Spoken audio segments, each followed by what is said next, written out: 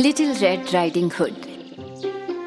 दूर जंगल में एक छोटी लड़की अपनी माँ के साथ रहती थी। जब कभी वो छोटी लड़की घर से बाहर निकलती तो वो रेड हुडेड कैप पहनती जो उसकी दादी ने उसके लिए बुनी थी। इसलिए सब उसे लिटिल रेड राइडिंग हुड कहकर बुलाते थे।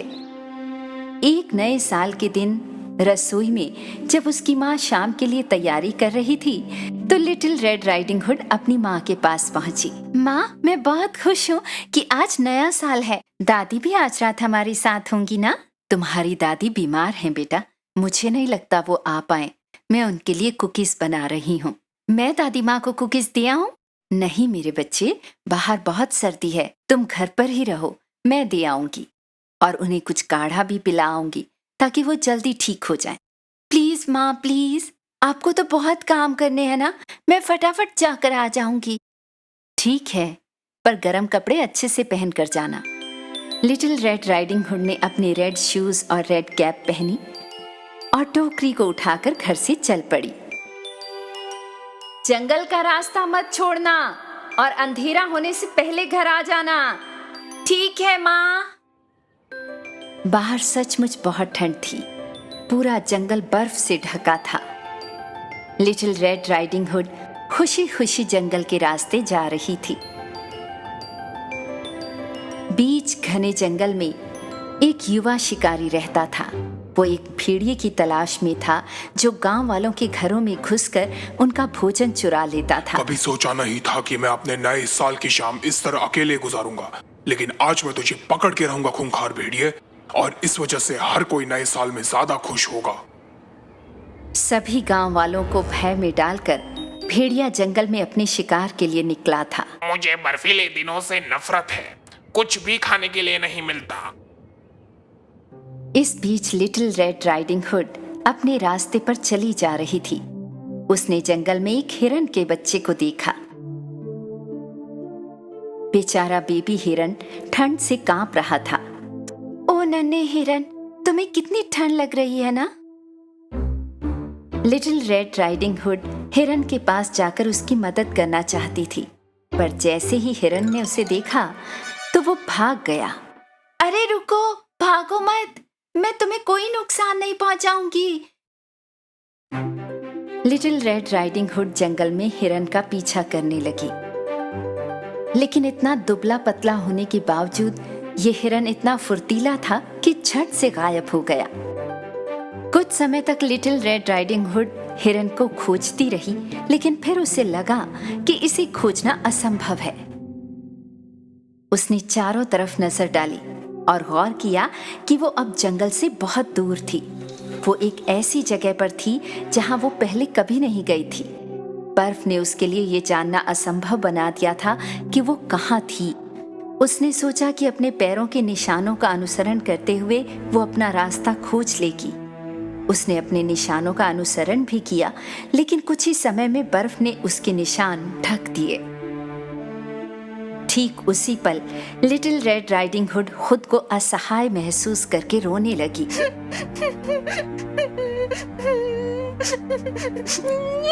अब मैं क्या करूं? कोई मुझे बचाओ। हेलो, बचाओ, क्या कोई मुझे सुन सकता है? किसी ने उसकी आवाज सुनी, लेकिन ये कोई और नहीं था बल्कि ये था दुष्ट दिल वाला भेड़िया। हेलो, क्या कोई मुझे सुन रहा है? भेड़िया उस आवाज की दिशा में चल पड़ा जो उसने सुनी थी, और जल्द ही उसने लिटिल रेड राइडिंग हुड को देखा। उसे बिना डराए वो उसके पास पहुंच गया। भेड़िए को अपनी आंखों के सामने देखकर वो बहुत डर गई और चिल्लाने लगी। बचाओ, भेड़िया यहाँ है, बचाओ, कोई मदद करो। चिल्लाओ मत, मैं तुम्हें चोट नहीं पहुंचाने वाला, मैं तुम्हारी मदद करने के लिए आया हूँ। लिटिल रेड राइडिंग हुड ने सोचा कि उसका नुकसान पहुंचाने का कोई इरादा नहीं, तो इसलिए उसने चिल्लाना बंद कर दिया। अब मुझे बताओ, तुम्हारे जैसी लड़की जंगल में अकेली क्या कर रही है?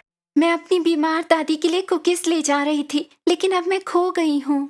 पर यहाँ तो अब तक कोई इंसान नहीं रहा। तुम्हारी बीमार दादी रहती कहाँ है? लिटिल रेड राइडिंग हुड उसे नहीं बताना चाहती थी कि उसकी दादी कहाँ रहती है, क्योंकि उसे अभी भी भेड़िए के बारे में संदेह था। मुझे यहाँ से दादी माँ का घर पता नहीं चल रहा है। अगर आप मुझे जंगल के रास्ते पर वापस ले जाएंगे तो रास्ता मिल जाएगा। ठीक है, तुम मेरे पीछे पीछे चलो। और भेड़िया चलने लगा और लिटिल रेड राइडिंग हुड उसके पीछे पीछे जंगल की तरफ चलने लगी। लेकिन दुष्ट भेड़िया मन ही मन उसे लेकर खतरनाक योजना बना चुका था। बस एक बार हम ये जंगल के रास्ते पे पहुंच जाए, फिर ये छोटी लड़की मुझे अपने दादी के घर का रास्ता बताएगी। इस तरह मैं पहले उसे खा सकता हूँ और फिर उसकी दादी को खाने के लिए जा सकता हूँ। इसे कहते हैं नए साल की दावत। थोड़ी दूर चलने के बाद भेड़िए और लिटिल रेड राइडिंग हुड को रास्ता मिल गया। तो ये लो, हम पहुंच गए। अब क्या तुम्हें तुम्हारी दादी का घर याद है? अब लिटिल रेड राइडिंग हुड किसी तरह भेड़िए से छुटकारा पाना चाहती थी और जल्द से जल्द अपनी दादी के पास जाना चाहती थी। धन्यवाद, मैं यहाँ से चली जाऊंगी। वैसे भी ये अब ज्यादा दूर नहीं है। इस जंगल के आखिर में लाल वाला घर है। ठीक तभी लिटिल रेड राइडिंग हुड को अंदाजा हो गया कि उससे गलती हो गई है। सच्ची?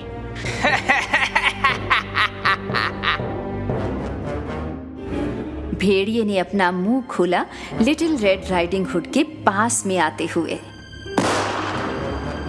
लेकिन ठीक उसी वक्त एक राइफल की आवाज सुनकर भेड़िया घबराकर भाग गया। लिटिल रेड राइडिंग हुड ने राहत की सांस ली और जल्दी से अपनी दादी के घर की तरफ दौड़ी। इधर शिकारी अभी भी भेड़िए को ढूंढ रहा था। उसने बर्फ पर उसके पैरों के निशान देखे। मुझे पता है तुम यही कहीं हो, मैं तुम्हें ढूंढ के रहूंगा। एक चुनौती भरे सफर के बाद आखिरकार वो अपनी दादी के घर पहुंच गई। उसने दरवाजा खटखटाया। अंदर से अपनी दादी की आवाज सुनी। दरवाजा खुला है मेरी बच्ची, तू अंदर आ सकती है। अपनी दादी की आवाज सुनकर लिटिल रेड राइडिंग हुड थोड़ी हैरान जरूर थी। ये आवाज दादी की तरह नहीं लगती।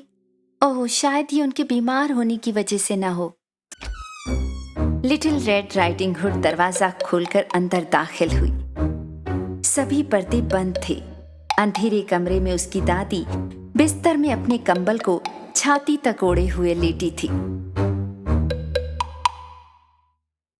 यहाँ आने के लिए धन्यवाद मेरी बच्ची। माँ ने बहुत स्वाद कुकीज बनाई हैं। उन्होंने कहा कि आप नहीं आ पाएंगी, इसलिए मैं आपको ये देने और मिलने आ गई। ये तुमने बहुत अच्छा किया मेरी बच्ची। आओ मेरे पास आओ, मैं तुम्हें और नजदीक से देखना चाहती हूँ। लिटिल रेड राइडिंग हुड अपनी दादी के करीब गई, लेकिन उसे कुछ अजीब महसूस हो रहा था। और नजदीक आओ मेरी बच्ची, और नजदीक। लिटिल रेड राइडिंग हुड अब अपनी दादी के बिस्तर के एक और कदम करीब आ गई। उसकी दादी उसे अजीब तरह से अलग लग रही थी। दादी माँ, क्या हुआ? आपके कान इतने बड़े क्यों हैं? ताकि मैं तुम्हें साफ साफ सुन पाऊँ मेरी बच्ची। और आपकी आंखें इतनी बड़ी क्यों हैं? ताकि मैं तुम्हें अच्छे से देख पाऊँ। और आपकी बाजुएं ये इतनी बड़ी कैसे हो गई? ताकि मैं तुम्हें प्यार से गले लगा पाऊँ मेरी बच्ची। दांत? और आपके दांत इतने तीखे क्यों हैं?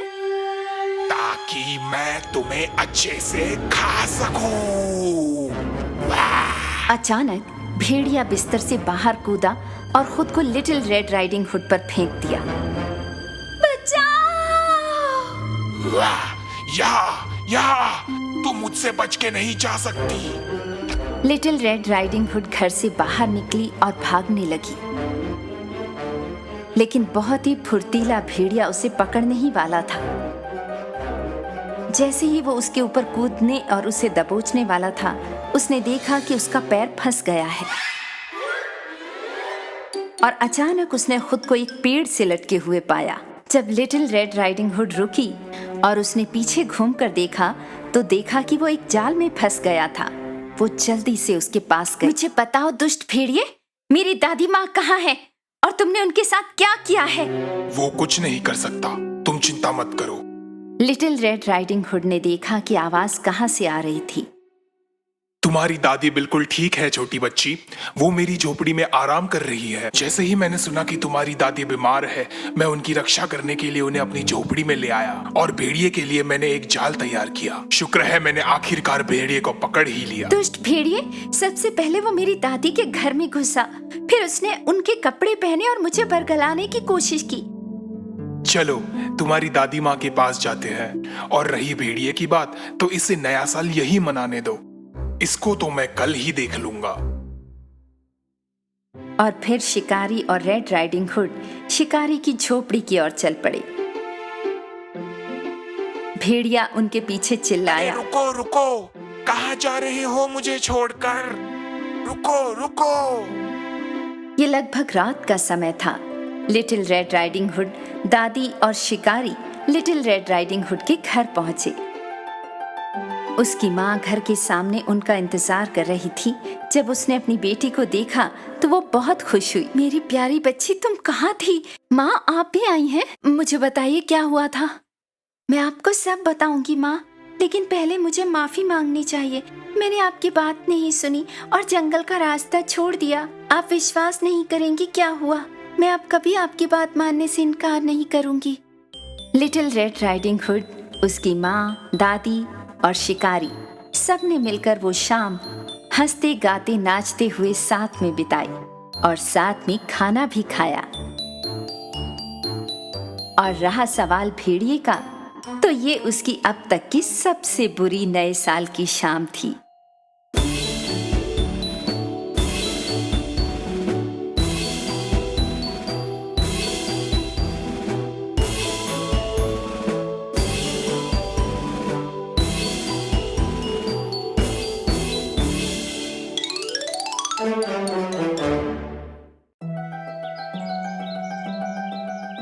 कई साल पहले कहीं दूर एल्व्स की जमीन पर 3 एल्व्स रहा करते थे। ये एल्व्स अच्छे दिल वाले संत बनने के लिए तैयार थे और अब निकले थे मनुष्यों की दुनिया की यात्रा करने।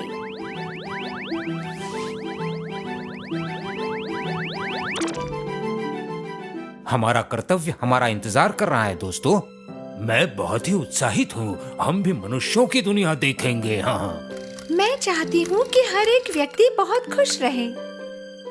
और एल्व्स ने प्रवेश किया। एक पुराने घर में एक बूढ़ा आदमी और उसकी पत्नी रहा करते थे। बूढ़े आदमी ने अपने घर की कार्यशाला में जूते बनाकर घर चलाया था और कभी-कभी उसने पुराने जूतों की मरम्मत भी की। जूते वाला कमाए हुए पैसों से नए जूते बनाने के लिए एक चमड़ा खरीद कर लाता था। एक दिन उसने अपने कमाए हुए पैसों से चमड़े खरीदे और वो घर पहुंचा। उसने जो चमड़ा खरीदा था वो जूते की एक जोड़ी बनाने के लिए पर्याप्त था। उसने टेबल पर चमड़े के टुकड़े को छोड़कर कमरे को बंद कर दिया और अपने शयन कक्ष में चला गया।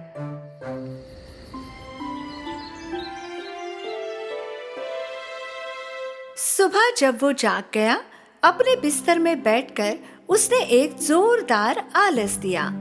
उसने जूते के प्रकार के बारे में सोचा जो वो बनाने जा रहा था और हर सुबह की तरह उसने नाश्ता खाया जो पत्नी ने बनाया था। डियर, आपका बहुत बहुत शुक्रिया। मुझे अब काम पर चलना चाहिए। आज मैं बहुत ही अच्छे जूते बनाऊंगा। कल रात आपने जूते की एक जोड़ी बनाई। क्या आपके पास एक और जोड़ी बनाने के लिए पर्याप्त चमड़ा है? बूढ़ा आदमी हैरान रह गया क्योंकि वो जानता था कि उसने कल रात सोने से पहले कोई जूता नहीं बनाया।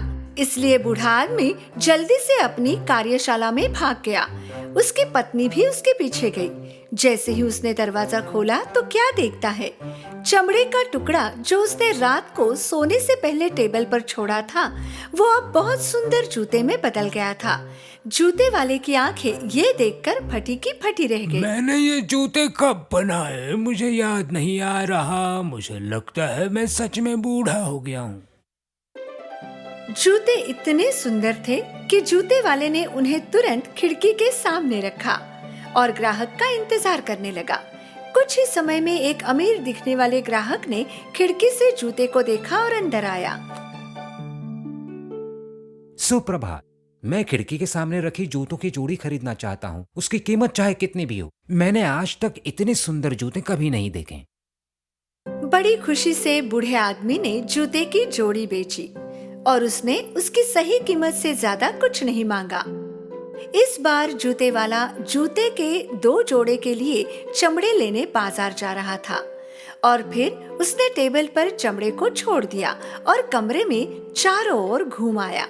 चमड़े के टुकड़े पर एक नजर और डाली और बिस्तर पर चला गया। जैसे ही वो जाग उठा, वो सीधे अपने वर्कशॉप में गया।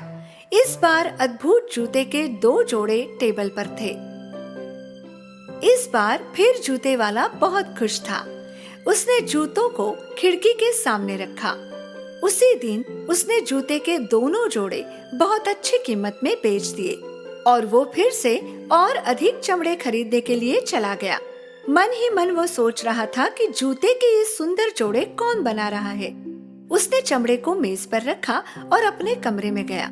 सुबह उसके पास मेज पर जूतों का ढेर था। जूते वाले ने उस दिन सारी जोड़ियां बेच दी।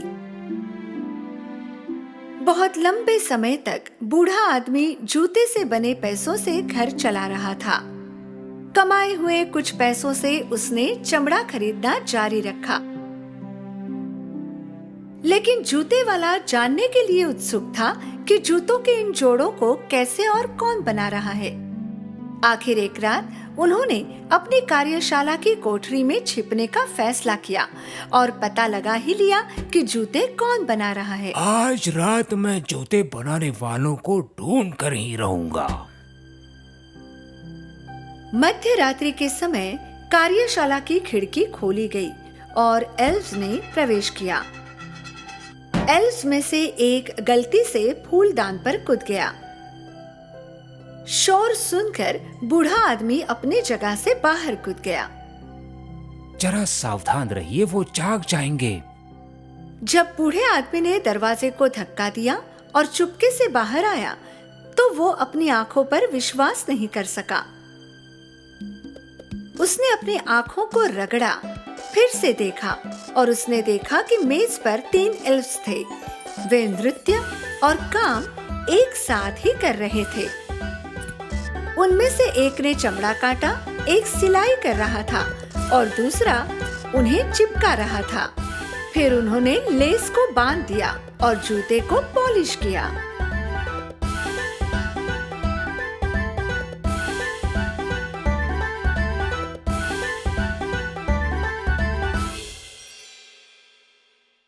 एल्व्स इतनी तेजी से काम कर रहे थे कि पलक झपकते ही टेबल पर जूतों के अनगिनत जोड़ थे। वो सब सुंदर है। चलो किसी के जागने से पहले निकल जाते हैं। जैसे ही वे आए थे वैसे ही एल्व्स चले गए, हंसते खेलते नृत्य करते करते। जूते वाला अपनी छिपी हुई जगह से बाहर आया। वो अपनी पत्नी के पास भागते हुए गया और जो कुछ हुआ उसे बताया। स्वाभाविक है, उसकी पत्नी ने जो सुना उस पर उसे विश्वास नहीं हुआ। लेकिन जब उसने टेबल पर रखे जूतों के अनगिनत जोड़ों को देखा, उसे पता था कि उसका पति एक रात में इतने जूते नहीं बना सकता।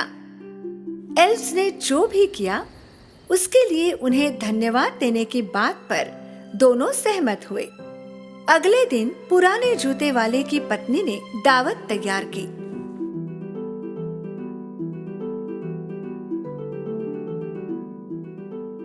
मध्य रात्रि में एल्व्स वर्कशॉप में पहुँचे। उन्होंने मेज पर दावत देखी। अरे ये खाना तो देखो, कहीं ये हमारे लिए तो नहीं बनाया गया। बेशक ये हमारे लिए है, मूर्ख, अन्यथा वे इस समय क्यों लाएंगे? मुझे लगता है हमारा इस घर का मिशन पूरा हुआ। अब हमें दूसरे घरों में जाना चाहिए जिन्हें हमारी मदद की जरूरत हो। जूते वाला और उसकी पत्नी जाग गई और कार्यशाला में चले गए। उन्होंने जो खाना छोड़ा था उसकी जगह पर उन्होंने चमकदार जूतों का ढेर देखा। उस दिन के बाद एल्व्स कभी वापस नहीं आए।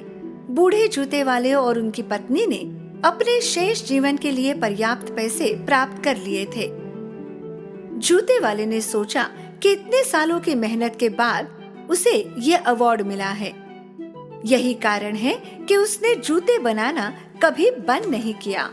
और जब उन्होंने छोटे एल्व्स के बारे में सोचा, वो हमेशा उनके लिए कृतज्ञ और आभारी थे।